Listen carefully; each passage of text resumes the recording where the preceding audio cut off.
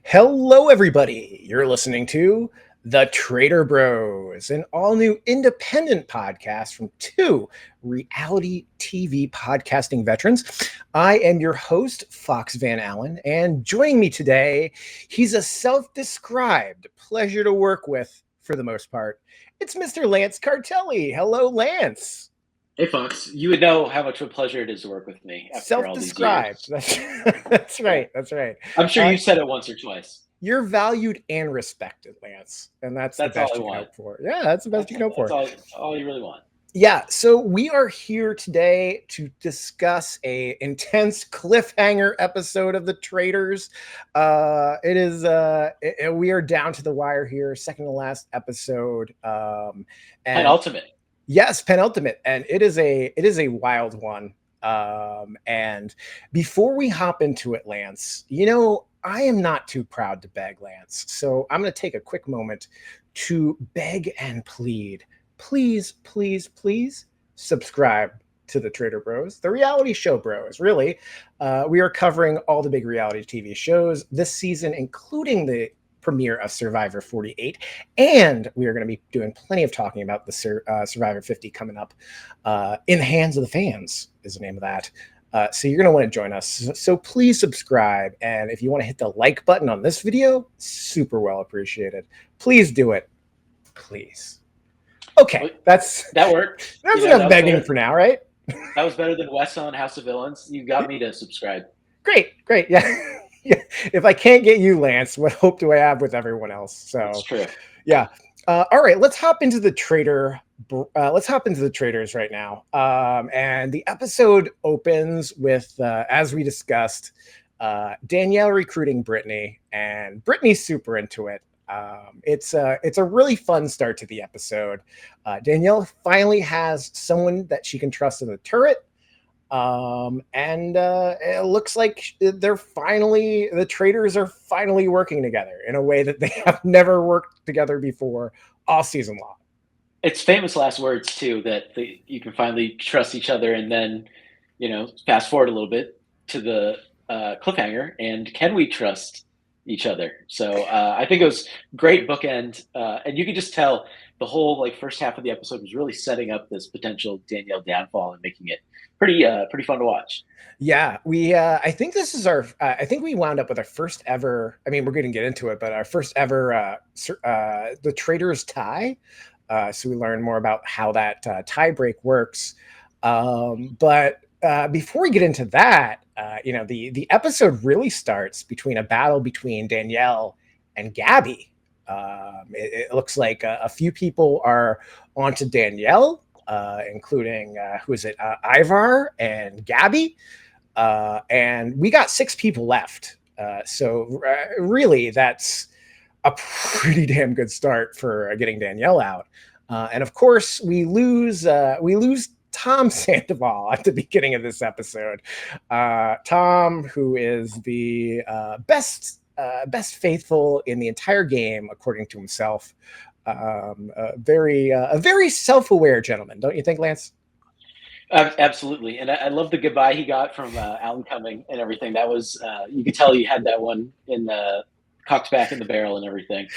But yeah, Danielle started with such an advantage though, because she already has one traitor on her side. So you pretty much need all the faithfuls to go against Danielle for this to even be anything.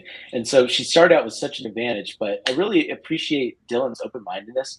Mm-hmm. He is such a good faithful, because even though he's really friends with a lot of these people, he's okay, voting for what he actually thinks. And that really makes it interesting. But I thought Tom was one of the people on our target list. It was him or Gabby, and I really thought it should have been Gabby. And I think this episode kind of proved it, because Gabby really brought everything, and she did such a good job. And there, as you could tell in the roundtable, there wasn't a strong argument for Gabby. They didn't do a good job of putting the target on her, in my opinion. Yeah. So bringing Brittany into the fold really starts paying dividends for Danielle immediately. In that Brittany lets her know that, hey, you've got two people who are onto you. It's Gabby and it's Tom. So we got to kill one of them, right? And that they go after Tom. I think I agree with you that like you should have gone for Gabby at this point, but I think they're probably playing that we're looking for a female traitor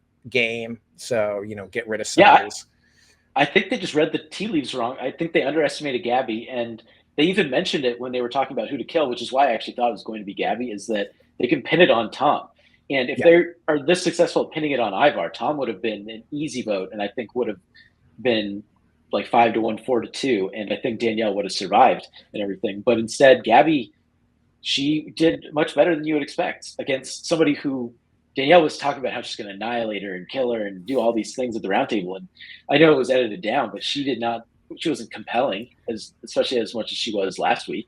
Yeah. Yeah. Gabby really surprising for me, like as for someone who doesn't come from a Survivor or Big Brother or a Challenge or one of those competition reality TV shows. I think, She's a bachelorette, right? Like yeah, this is not like you're not expecting like the best necessarily gameplay from her, but like she came strong. She was ready. Carolyn was not ready last week. This right. week, Gabby was ready, and I loved Yeah, it. I think because of Danielle's previous performance, you have to come strong.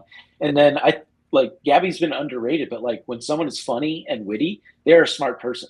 So Mm-hmm, that mm-hmm. is that is someone that's good with their words. So that is tough to do in the roundtable. So I think Danielle really just came in underestimating, thinking kind of what you said, that this is a bachelorette, I can just squash her, and that's not what happened. Yeah. So basically Danielle starts the episode in a bit of trouble. And that's to be expected because we saw it beginning last week when people were talking about, traitor on traitor violence here. It had very similar vibes last week between Carolyn and Danielle as did between Boston Rob and Bob the Drag Queen. Love that they're picking up on that. Love that they're really thinking about this game. I mean, it's down to the wire, so how can you not? But Well, we have two really strong faithfuls in Dylan and Gabby, so that makes it a lot better because we do have two strong traders mhm, and mhm. everything, and then you have two delusional people. Even though Ivar, he might be furniture, but he was on it. Like he was on Danielle, and he was pretty steadfast in that. So that makes it tougher. But we really do like if it comes down to those final four, like that's really interesting to me. We'll see how it goes, but like Dolores isn't really bringing much other than just she is so loyal to Danielle that I understand why they would want to keep her. Yeah. But it's funny that they said they wanted to keep her and Dylan safe because they had Dylan's trust, and then kind of lost it just because that's how well Dylan's played this game. Yeah, he's played a fantastic game. And like if you're looking at like future seasons of the Traitors, like Dylan is, I can't believe I'm going to say this, Dylan Efron is someone that you want to replicate the game of. Like, if 100%. you be close to the Traitors and figure it out at the last minute, keep an open mind, know that the people you're working with may not be the people you want to go to the absolute end with. I surprisingly good game. Now, Yeah, especially when the cast was revealed. I think it could have been a joke thing, like Zac Efron's brother. Like people didn't even call him by his name, and he's earned so much respect and everything. So it's always people always say the Pistol Pete thing, but it's the people that you really don't that you really underestimate end up. mhm. I mean, it's easier bar to cross and everything, but they've done such a good job of casting for those kind of reasons. Like Yeah, who would have thought Dylan Efron? yeah, he's our one of our token hot guys. And It doesn't hurt. yeah, and maybe that's not even the one most known in his family for being the hot guy, but like he really came to play. So one thing I was very surprised about this episode, Lance, is given everything we saw in the previous episode, the seer power. It was going to be this huge game-changing thing, right? And we're at the challenge, and the challenge is all about like who's going to make the most money, who's going to be the seer. And we get through the episode, and we really don't get any kind of Seer information out of this thing. Actually, so I was against it. I still am against it. I don't think we really need this, especially in Mhm. such a strong game this season.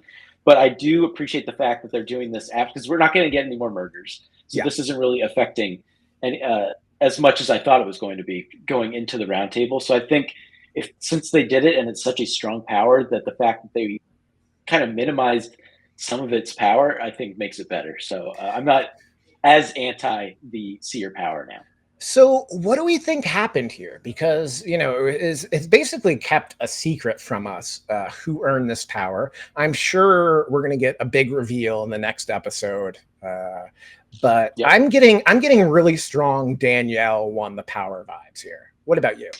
I was getting Brittany or Danielle. I mean, definitely Brittany or Danielle. I think everyone probably broke even on the getting the coins part. Yeah, So and those two were the two that wanted it the most and already had the most. So I think it's one or the other. And when you see these kind of things, I think they almost, I don't want to say rig it, but like the producers did give Danielle the $2,000 baby yeah, doll and everything, and no one else got to that level. So I think they want a traitor to get it.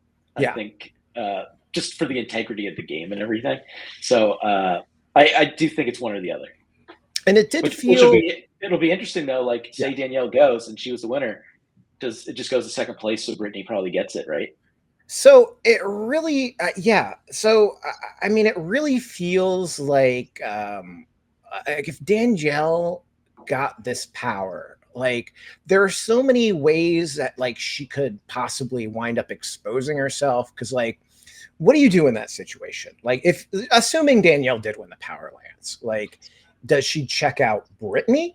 Like, does she check out Gabby, the person that she's been talking about like all this time? Like, I feel like there's so many ways that she can kind of like get caught up in a trap by being the person who has this power. But at the same time, she's one of the few people. Her and Brittany seem to be one of the only two people who are really trying to win this power in the challenge.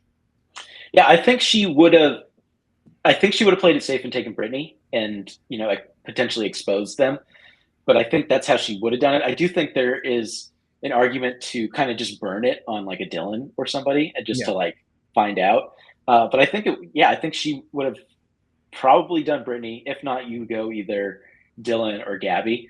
And then the real spicy thing is if you want to put a target on them, but it's just too like big of a risk, I think, to do Yeah, that. because you really can't like unlike if you're playing like a game like Secret Hitler, like you really can't use this power and like say like, okay, it's Gabby, and lie and say like, I talked to Gabby, Yeah, because Gabby's well, definitely a she's traitor, because you're gonna find out once Gabby's not a traitor at the round table that they were lying. you lied. So like Yeah, that's not really an out. So like the only real out for her, I think, is to go after and check Brittany. But like, why would she be checking Brittany? Like, I think you got to like make an argument like, okay, well, I really trust her and I wanted to take her to the end, but I had to be sure, maybe. But like that also kind of points the finger to Brittany a little bit, because like exactly. that's a safe move. Like there's so many traps and ways this whole thing can go wrong, and so many ways that you can catch a traitor regardless of who gets the power, and we don't get any of it in this episode. Yeah, the more you talk about it, I do think now you just burn it. You use it on Dylan or Gabby, and you just say, "Yep, they are a faithful." Like the one, like probably Dylan because you trust Dylan more, and then you could still try to point the target at Gabby. But like, hey, the one thing you can't do is put the target on them, because once they're out, you're screwed. Because then they just know it's you lied and you're pretty much a traitor. So yeah, you convinced me. All right. So, Lance, after this challenge that we really don't know anything about who won, but after this challenge, there's some talking, and it seems like Dylan is finally ready to go after Danielle, and he tells Danielle this to her face, which I love. Like, I mean, at this point, I think it's fine because the murdering is over, right? So, like, if you're gonna come after her, you may as well like be open about it, I guess. But Yeah, I don't see any reason why not to say like this is who it's coming down to, and I'm going to be open to it. Like that's the relationship that he's built, and he's that kind of person and everything. And I don't think from a gameplay standpoint that really matters because he's not getting banished, and there are no more murders and everything. So I think it's almost like because you're at this so far at the end of the game that it's like just going to be honest about it, and and it also sets her up to be like this. I can win your vote back, and she just didn't do it. You gotta perform, Yeah, it really starts to set up this Danielle versus Gabby battle that I guess sort of happens, but at the end of the episode, we know a little bit better. I mean, you can't even call it a battle. Like Danielle made an abort mission and everything. That's how well that Gabby did. Yeah, and Brittany really helped out Danielle a lot here. Like this was a really good pickup for Danielle recruiting Brittany here because Brittany is having these conversations with other people that Danielle can't necessarily have, and is finding out that people are, or at least enough people, seem to be pretty set on Danielle. At least enough that Brittany knows a couple things, that her vote is absolutely critical for Danielle staying in the game. And yeah, I mean, that's really the key thing here. And it really starts to, like, that's what happens at the round table. It's that, Brittany is going to stick with Danielle no matter what, even when things start going a little bit sideways. Right. So let's get right into the round table, because I think the round table is absolutely fantastic this episode. It starts, we're talking where, there's a little bit between Danielle and Gabby. And actually, before it started with Brittany speaking, which I thought was a misplay on Brittany's part. Yeah. Because the whole thing with, defending Danielle earlier is you just don't want to get on too many people's radar, and to start the conversation and to point at it's the wrong person. Like that is just like an obvious tell, especially when they think there are multiple traitors. So I would have tiptoed more. I would have taken a step back if I was her. Well, I think Brittany's argument about Gabby kind of feels very weak. It's terrible. Like there's not really much meat there. She's starting it off, she's bringing it up, but not a lot gets made of that. And what I really love is, last week we had Danielle versus Carolyn, and Carolyn got absolutely destroyed. And in this case, we get Danielle versus Gabby, and Gabby came to fight. Like, this is like, I really think, like, regardless of what happens here at the end of this episode, whether it's, Danielle going home or a tie vote or like choosing rocks or whatever we're doing here, like, I really feel like Gabby won the argument at the round table. What about you? I mean, easily. That's why Dylan voted the way that they did. And I also think it's interesting. You kept getting all these close-ups of Brittany, thinking maybe she flipped, because that's to me where it all got really interesting. Is what does Brittany do? Does she get redemption for reindeer games? But you said you're not flipping on her. She just recruited you. You guys just said how much you're getting along. But I think it's a game-winning move if she flips on Danielle. I think there's no way anybody's catching her from that. If you get it wrong, if you stick with Danielle and she still goes home, everyone's going to see that you sided with her, and that they think, probably her closest ally is a traitor. So to me, flipping is like the most cold-blooded move, but she pulls that off. You get rid of a traitor, and you pretty much are just cakewalking to the end. And I just don't see a way she loses if she pulls it off and everything. I don't know what you think. It's a dangerous game, being that key vote to keep Danielle if Danielle's gonna stick in the game, right? Like, it's a real risky move. And I think, like, at this round table, like, we started with the suspicion on Gabby, and then all of a sudden Dolores comes out of left field with Ivar. This is the first time anyone, because of something Bob the drag queen said like 18 episodes ago. It's completely unserious. I can't believe, like, I get that you want to get rid of like the best faithful. Yeah. And even if you are faithful, like, it gives you more money potentially. But I think they made Dylan, when he kept his vote, made the right argument that it's so much harder to win if there are still two traitors left. Yeah, and Dolores being so confident about Ivar and saying that she's going after Ivar really changes the math here, right? Because there's 6 people, three to banish, right? And it's looking like there may already be 3 on Danielle, right? So in this moment, like Danielle needs to switch the vote to Ivar, which is like, again, like feels completely out of left field. This is not something that she's talked about before. This is like almost a desperation move, right? I thought it was absolutely crazy. Like I was like, Yeah. what are they? But you know, this is where the editing. I wish they gave us a couple more glances or like head nods or something, because they pretty much had to. Danielle had to pivot like during this whole thing and get Brittany on her side to also make sure it's the right vote. Or you're like when she did that, I thought she was just splitting it and she was screwing herself. But they had some, you know, Big Brother, you know, telepathy or whatever, and they were able to kind of figure it out. But I was, you know, shocked. Yeah, and that's the crazy thing is it's not just that Danielle makes a switch, it's that she's got to also silently convince Brittany to make the same switch. And I guess they're on the same page together because our first vote turns out 3-3, with somehow Ivar getting 3 votes and Danielle getting 3 votes. And this sets up crazy why they would ever even put the target on, like, but props to them for pulling that off. Like reading the tea leaves, seeing like, hey, we already got 1 vote with Dolores, like let's flip it. But like I mentioned earlier, that's how well Gabby did defending herself, that they had to abort mission and they were able to pull it off like that. Like that's why they are some of the best, you know, players we've seen, because they were able to do that. But it might, you know, we'll see if it falls short. Yeah. So we get our first ever tie here, and we learn the rules of a tie in the Traitors, which are very similar to the rules in Survivor, which is the, you know, the 2 people who have the votes to be banished do not vote in the revote.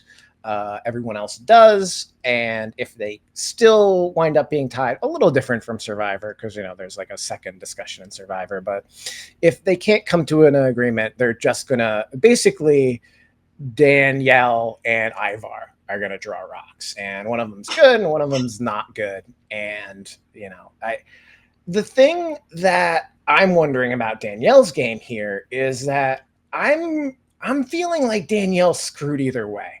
Because if this goes her way at this vote, there's gonna be another vote, and it's not gonna go her way in the next vote. Because I really think it's gonna be 3-on-2 on the next vote. Yeah, I think even if you get to the very end, like they're gonna just cut Danielle just to be safe. But you know, yours truly called this last episode that Danielle was getting voted out this episode. So we'll see if I'm actually right. But I knew Danielle did not have game-winning end game in her you know, story. Yeah, but Brittany might. And that's the really interesting thing. I also said that Brittany would win as a recruited traitor too. Yeah, so, very interesting, because we do get the cliffhanger here. We don't know how the vote's going to turn out, but we do get we get some reaction shots from Brittany. A lot of reaction shots, which we get memes, good gifts, which suggests there's a possibility that Brittany is going to flip on Danielle. I don't know that necessarily based on what I heard, Ivar's arguing and Danielle's arguing that there was necessarily a great reason for her to switch. I think the only reason I think the way they edited it is that they had Dolores give the look to Danielle. Yeah. And so if she knew that was happening, you hop on that vote. So you still go, it's happening no matter what if Dolores flips. But Dolores not flipping might mean that Brittany flipped anyways. And so that's where it's really interesting. If it's me personally, Brittany has to flip there. You have to. Again, that's the game-winning move. Yeah, I agree 1,000%. I think that is the absolute best move for Brittany. That you turn on Danielle here. Danielle is out of the game. You've caught a traitor, and I think you can make a really good argument at that point that all right, I think all the traitors are out of the game, or I think you put it on Gabby. I still Gabby voted. Why would Danielle? You just bring up all the traitor on traitor crime. Yeah. And you say that's just another one, and Danielle got one, she's trying to get another and win the game for herself. So I think you're right. I think you either play it where you got everyone, but I think you pin it on Gabby at that point, and then, or you just like, depending how much you really want the money, if you're Dylan and them, you just say let's vote out Ivar, and then we can kind of figure it out just to get a little bit more money. Yeah. Well, the interesting thing about this season, that the change that they made that was announced at the beginning of the season, is that after this episode, after this roundtable, pardon me, because the episode's over, but the roundtable is not. After the roundtable is over, that the faithful are going to get confirmation about whether or not this person that they voted out is a traitor or not. But that's it. That's the last confirmation they're going to get. Right. So if it does come down to that fire pit scenario where they're all voting and they get rid of Gabby, if they think she is the next, like, one of the traitors, not going to know if Gabby's a traitor or not. She's going to be out of the game. I don't think there are really any eyes on Brittany, like, exactly. And that's part of the benefit of coming into the traitors at the last minute. Yeah, Danielle signed her check when she recruited her. Like, but yeah, I think no matter what, like, it really is more about just gaming it. And if you are in the game, you have to think that someone was recruited, which means there has to be a traitor at the end. I don't think you can go to the end assuming at all that someone isn't. There's no traitors. I think just the way the game is, you're going to have at least one traitor at the end of that, at the fire part. Yeah. Yeah. I think you want to play it kind of the way that, like CT played it last season, right? Where it's like, you just want to just whittle it down to the person you trust the most. Exactly. Yep. And, split the money with them and hope you didn't trust Brittany the most at this point. So do we think that Brittany flipped? Is that what you think, Lance? I think, I'm going to say yes, just because I think it's the smart move. And I think she, at the end of the day, is going to pick the smart move over the emotional move. So yeah, I'm going to say yes. What do you think? Yeah. It's tough because my initial read was no. Like, I think Brittany's still gonna, bring it to a draw, but like, my heart really wants Brittany to flip here. I really want to see it. It puts such a bow on their whole story, like reality TV story and everything. It'd be so good. But I also, I'm trying to think as a producer, like, if you were a producer, would you end it on this vote if she didn't flip? So it's a tie. Would you end it that just right after that, like when they go to rocks and stuff? Like, I was kind of thinking like from that angle as well. No, I think that's a great point because, if we rocks is another cliffhanger, right? Like it's a different cliffhanger, but it's definitely one that you can end the episode on. I don't know, why would you end the episode early if there's another cliffhanger to come at the beginning of the next episode? So a lot of the signs really do point to a flip. And I gotta really get the video, like a shot of Brittany. Look at her face right now. And just make that decision on your own by looking at her face. I really think what's funny is the unspoken, eye contact thing worked for them to flip to Ivar, but I think it backfired now because I think she bought in on Dolores flipping her vote, and she's like, I got to go with the numbers here and everything. So very good editing either way. So, but to me, that's how I read it. All right, so we don't know who's going to be banished this episode, but I still want to know, we've been giving our winner picks pretty much every episode now, but now we have the most information we are going to have before the finals. Is it going to be a Brittany win here? I think it's a Brittany win. If I had to guess one other thing, I would say it's a Dylan and Dolores win. I think Dylan's mistrust of Gabby would screw over Gabby in the end, although Gabby could. I think it's either a Dylan and Dolores win or a Brittany solo traitor win. Yeah, I think if it's a 3-3 tie and that sticks, I think there's going to be a lot of scrutiny on Brittany's vote. Why Ivar? That makes no sense unless you're Dolores. It really doesn't, because it just came out of left field from both. Yeah, and that's a really exposed place to be. exactly, for Danielle to completely pivot and then Brittany to follow on top of that feels like that would be a tandem and everything. So yeah, I completely agree. I just think, like I mentioned, like if you have to cut the tie here if you want to win, if you want to look like a good friend and everything, then yeah, you go down with the ship. But no, you cut and you win the game if you're Brittany. Yeah. Brittany's in a good but perilous spot, I think, heading into the final, and Danielle is in a heap of trouble no matter what happens at this particular roundtable. So, 100%. It's an entertaining season, an entertaining game, lots of mistakes, and somehow someone who wasn't a traitor for any of the episodes except for the final two might win it all. We're gonna find out. We're gonna find out. That's the kind of game. That's the kind of game we deserve, though, with how much just trouble the four really got into and everything. We deserve a recruited traitor to win. Mm-hmm. It's been a messy season, and there have been so many ups and downs, and the traitors have been working against each other the entire time. And it really would be almost a miracle if the traitors can pull this out based on how the entirety of the game is going, but maybe they will. That's the fun of the game. We're going to find out next week. So stay tuned, I guess. Yeah. I can't wait. Yeah. So, of course, we are going to be discussing that final episode right here on the Traitor Bros. So you're going to want to stick around for that. Join us here next week, and be sure to subscribe and like this video. Make sure you're here next week because it is going to be one for the Traitors history books, the wrapping up of season 3. So I think that about wraps up this discussion of this episode the best we can, because we don't know how it's going to end. So we'll just end it here, right, Lance? Good idea. Great.